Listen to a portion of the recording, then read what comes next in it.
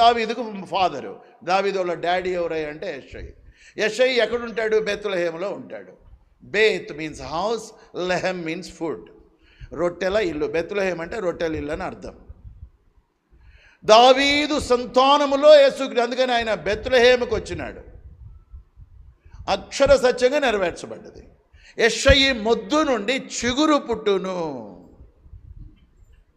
రాజులు మొత్తం ఫెయిల్ అయిపోయారు. ఇశ్రాయేల్ రాజులు, యూదా రాజులు అందరూ విసికి వేశారున్నారు. రోమా చక్రవర్తులు పరిపాలిస్తున్నారండి ఇశ్రాయేల్ దేశాన్ని. వాళ్ళు పరిపాలించుకోవటంలే. దావీదు వంటి గొప్ప రాజు పరిపాలించింది వేరే వాళ్ళ చేతికి వెళ్ళిపోయారు, రోమా సామ్రాజ్యం. అందరూ విసిగి వేశారున్నారు.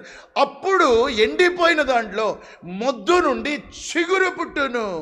అప్పుడు యేసుక్రీస్తు వారు చేసిన అద్భుత కార్యాలు ఈయనే మనకు రాజు అనుకున్నారు. ఇది 6వ ప్రవచనం.